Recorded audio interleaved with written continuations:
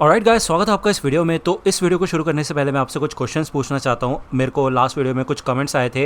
कुछ लोग कह रहे थे कि भाई आप एक ही वीडियो के अंदर 5 एपिसोड कवर करो, कुछ लोग कह रहे थे कि एक एक एपिसोड कवर करो, कुछ लोग कह रहे थे कि आप पूरी की पूरी एनिमे देख लो, यानी कि ब्लीच को कंटिन्यू करो और उसके बाद जो 1000 ईयर्स ऑफ ब्लड वॉर है डायरेक्टली वो एक्सप्लेन करना शुरू करो। ठीक है, अब यार आप मेरे को बताओ कि आप कैसे चाहते हो इस एनिमे का एक्सप्लेनेशन, क्योंकि मैं सोच रहा हूँ कि एनिमे को कंटिन्यू रखे हम इस चैनल के ऊपर, मतलब एक्सप्लेन के ऊपर ब्लीच को कंटिन्यू रखे और रोज वीडियो डालने की कोशिश करूंगा मैं। अभी रक्षाबंधन वगैरह आ गई थी बीच में, तो इसलिए थोड़ा बिजी हो गया था, बट वैसे मेरा टारगेट है कि मैं रोज एक वीडियो लेके आऊँ आप लोगों के लिए। ठीक है, तो आप मुझे इस वीडियो के कमेंट सेक्शन के नीचे वोट करके बताना कि कितने लोग चाहते हैं कि मैं एक वीडियो में एक ही एपिसोड कवर करूँ या फिर एक वीडियो में 5 एपिसोड कवर करूँ, या फिर मैं क्या करूँ, कैसे करूँ कवर इस एनिमे को, कैसे आप देखना चाहते हो। ठीक है ना, कमेंट सेक्शन में बता देना, मैं ज़रूर उसके ऊपर गौर करूँगा और फिर हम वो इंप्लीमेंट करेंगे इस चैनल के ऊपर। ठीक है, तो चलिए फिर ये वीडियो शुरू कर लेते हैं, बाकी बातें वीडियो के एंड में कर लेंगे। अब यार आपको याद ही होगा लास्ट एपिसोड में हमें मोड सोल का सीन दिखाया गया था जो कि इचिको की बॉडी में आ गई थी और भाई मतलब वो काफ़ी खतरनाक साबित हुआ था। ठीक है,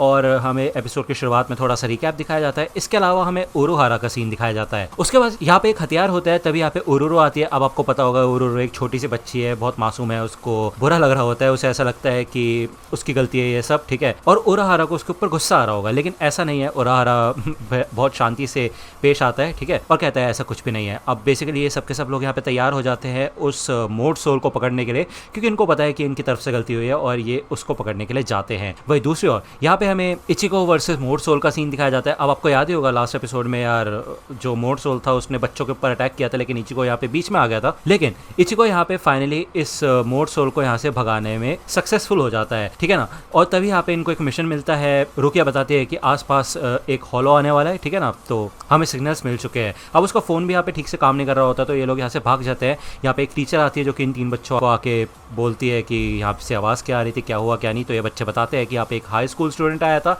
जो कि हमारे ऊपर अटैक करने लगा था। अब टीचर को पता चल जाते हैं ये लोग यहाँ पे गेम खेल रहे थे, जिस वजह से इनको यहाँ पे पनिशमेंट मिलती है। वही दूसरी ओर यहाँ पे हमें मोड सोल का सीन दिखाया जाता है जो कि यहाँ से भाग रहा होता है, लेकिन उसको यहाँ पे एकदम से एहसास होता है कि आसपास एक हॉलो है। अब आपको पता ही होगा मोड सोल को बनाया ही इसलिए गया था कि वो हॉलो से लड़ सके। तो यार ये लोग इजिली मतलब डिटेक्ट कर सकते हैं या फिर फील कर सकते हैं हॉलो की प्रेजेंस को। ठीक है ना, अब यार उसको चिंता होने लग जाती है कि कहीं वो हॉलो उन बच्चों को नुकसान ना पहुंचाए। तो यार ऐसा लगता है कि अभी भी उसके अंदर एक दिल है। ठीक है, और ऐसा ही होता है, ये बच्चे यहाँ पे होते हैं और इनके ऊपर ही वो हॉलो आ जाता है। वही दूसरी ओर यहाँ पे हमें रोकिया का सीन दिखाया जाता है। अब यार रोकिया का फोन इधर खराब होता है, तो उसके सिग्नल यहाँ पे प्रॉपरली नहीं मिल रहे होते हैं। बेसिकली इनको नहीं पता चलता कि हॉलो है कहाँ पे। ओके, वही दूसरी ओर हमें यहाँ पे दिखाया जाता है कि मोड सोल यहाँ पे फाइनली पहुंच जाता है और उन बच्चों को इस हॉलो से बचाने की कोशिश करता है। अब यार दूर से ही ये हॉलो इन लोगों को दिख जाता है। ठीक है, इचिको भी यहाँ पे आगे बढ़ता है इस हॉलो से लड़ने के लिए। अब ऑब्वियसली बात है यहाँ पे मोड सोल के अकेले बस की नहीं है इससे लड़ना। ठीक है, तो ये दोनों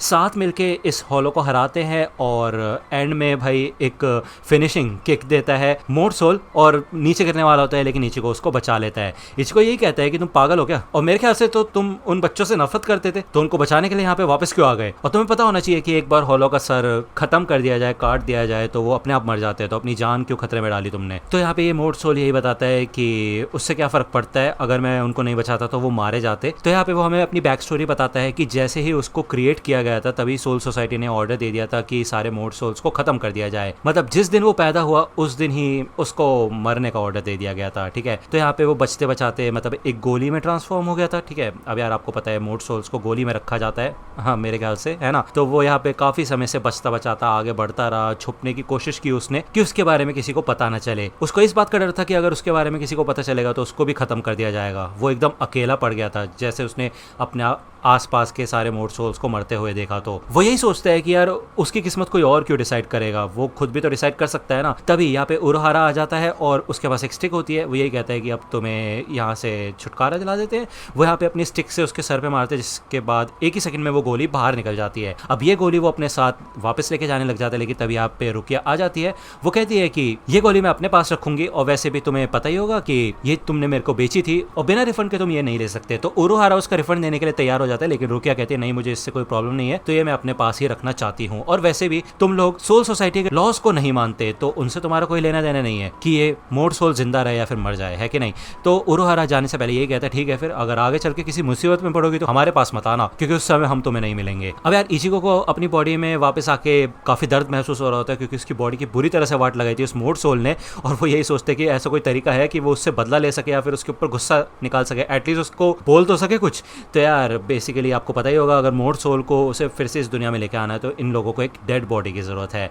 अब ये लोग यहाँ पे डेड बॉडी कहाँ से ढूंढेंगे, तो साइड में ट्रैश में यानी कि कूड़े में एक गुड्डा टाइप पड़ा होता है। अब इचिको सोचते हैं कि एक मतलब बॉडी ही तो चाहिए ना सोल को डालने के लिए, तो इससे काम बन सकता है क्या। तो रुकिया मन में सोचती है कि वैसे भी देखा जाए तो जिस बॉडी में अभी वो है वो कोई असली इंसान की बॉडी नहीं थी, तो मे भी हो सकता है वो यहाँ पे इस गुड्डे के मुंह में इस गोली को डालता है, थोड़ी देर तक तो कुछ नहीं होता और इचिको इसको उठा के घुमाने लग जाता है, तो भाई काइंड ऑफ जिंदा हो जाता है, मतलब मोड सोल इसके अंदर आ चुका होता है। ओके, अब वो फिर से चैलेंज करता है इधर इचिको को लड़ने के लिए, लेकिन वो देखता है भाई इतना बड़ा कैसे हो गया वो, लेकिन नहीं, लेकिन फिर वो देखता है कि भाई वो खुद छोटा हो चुका है, अब मतलब क्यूट सा बन चुका है वो, ठीक है। अगली सुबह यहाँ पे ये मोड सोल बुरी तरह से इचिको को उठाने की कोशिश करता है, लेकिन इचिको उसको मारता है बहुत बुरी तरह से, फेंक देता है और उसका नाम भी रख देता है कौन, ठीक है। वो ये कहता है कि कौन सुबह सुबह उठ के फालतू की बकवास कर रहे हो, दिमाग खराब मत करो मेरा। तो वो मोड सोल पूछता है ये कौन कौन है भाई, तो इचिको कहता है कि तुम्हें काइजो कौन पाको बोलना थोड़ा मुश्किल है इसलिए कौन बोल रहा हूँ। तो यार वो कहता है कौन कहता है कि भाई फिर मेरे को काई भी तो बोल सकते हो तुम, वो इतना सुनने में अच्छा लग रहा है। तो इचिको कहता है हाँ वो सुनने में कुछ ज्यादा ही कूल है और मैं तुम्हें कूल नहीं समझता, ठीक है ना, तो कौन ही बोलूंगा। तभी यहाँ पे रुकिया आ जाती है, वो कहती है शोर क्यों मचा रखा है तुम लोगों ने।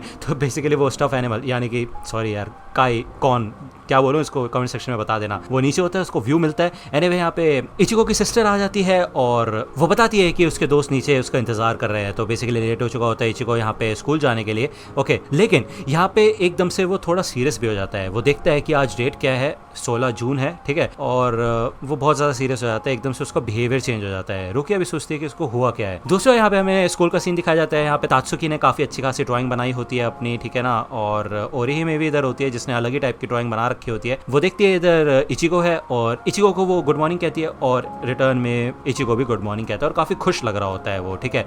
अब ये लोग सोचते हैं कि वो इतना खुश क्यों है, लेकिन तात्सुकी को पता होता है कि कुछ ना कुछ तो बात है, बेसिकली उसको पूरा रीजन पता होता है। वो कहती है कि देखना कल वो पक्का स्कूल नहीं आएगा। इचिको जब यहाँ पे घर आ जाता है तो यहाँ पे उसके डैड और सिस्टर्स बैठ के कुछ प्लानिंग कर रहे होते हैं एक पिकनिक की।